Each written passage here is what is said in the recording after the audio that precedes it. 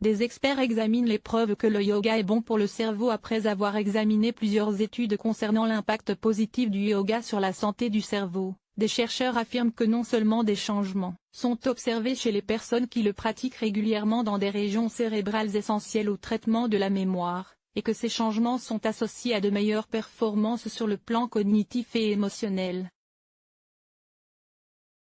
Le yoga est une discipline du corps et de l'esprit considérée comme un art de vie qui repose sur la pratique approfondie des asanas, postures de yoga, et du pranayama, respiration yogique. Celui-ci se pratique sous plusieurs formes, certains cours mettent l'accent sur le renforcement de l'énergie corporelle tandis que d'autres se veulent plus énergiques. Dans tous les cas, le travail de la posture, de la respiration et de la relaxation reste essentiel, avec la clé des bienfaits comme un sommeil amélioré, une anxiété diminuée ou encore un soulagement des douleurs chroniques. Des chercheurs de l'Université d'Illinois évoquent aussi dans une récente étude des effets bénéfiques sur le fonctionnement du cerveau. Ces derniers affirment qu'il est connu que l'exercice physique de type aérobie, endurance, peut renforcer le cerveau dans le sens où il contribue à la croissance de nouveaux neurones, mais peu d'études ont examiné les effets du yoga sur le cerveau. Leur étude publiée dans la revue Brain Plasticity révèle que le yoga permet d'améliorer bon nombre des mêmes fonctions cérébrales qui bénéficient de l'exercice aérobie. Les chercheurs ont passé en revue 11 études sur la relation entre la pratique du yoga et la santé du cerveau.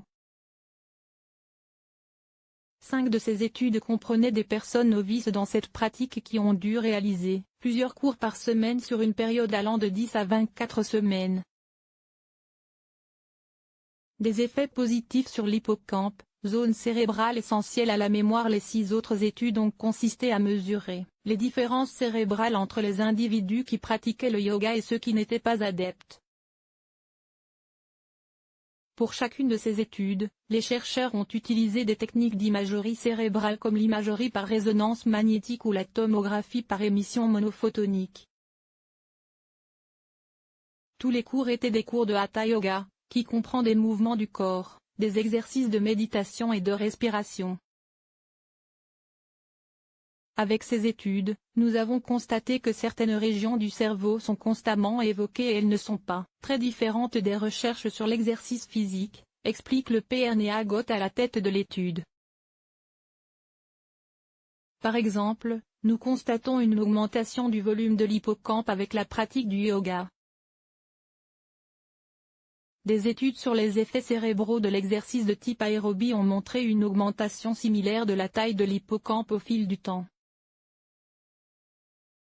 L'hippocampe est impliqué dans le traitement de la mémoire et est connu pour rétrécir avec l'âge.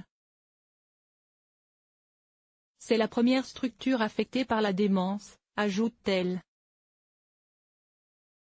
Bien que les autres résultats soient moins concluants, ces derniers mettent en évidence d'autres changements cérébraux importants associés à la pratique régulière du yoga. L'amygdale, structure cérébrale qui contribue à la régulation émotionnelle, a tendance à être plus grande chez les pratiquants. Le yoga permet de combattre le stress, néfaste pour le cerveau par ailleurs. D'autres régions comme le cortex préfrontal et le cortex cingulaire ont tendance à être plus grandes ou plus efficaces chez ceux qui pratiquent régulièrement le yoga. Le cortex préfrontal participe à la planification, à la prise de décision, à la gestion multitâche, à l'évaluation et au choix des options. Le cortex cingulaire, ainsi que l'amygdale, font partie du système limbique et jouent leur rôle central dans la gestion des émotions, l'apprentissage et la mémoire, ajoutent les chercheurs. Enfin, les études révélaient aussi que les changements cérébraux observés chez les pratiquants de yoga sont associés à de meilleures performances cognitives et à une meilleure régulation émotionnelle. Reste que les scientifiques ne parviennent pas exactement à expliquer comment cette pratique peut affecter le cerveau.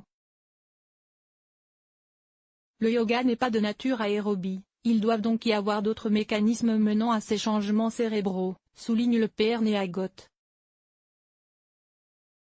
Parmi l'hypothèse la plus probable, L'amélioration de la régulation émotionnelle serait la clé des effets positifs du yoga sur le cerveau.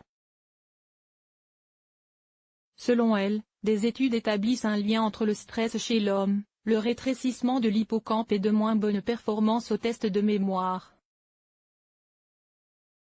Dans une étude précédente, nous avions constaté que ceux qui avaient fait du yoga pendant 8 semaines avaient une réponse atténuée au stress. Le yoga serait donc une pratique très efficace pour aider les personnes atteintes ou non de troubles anxieux à gérer leur stress.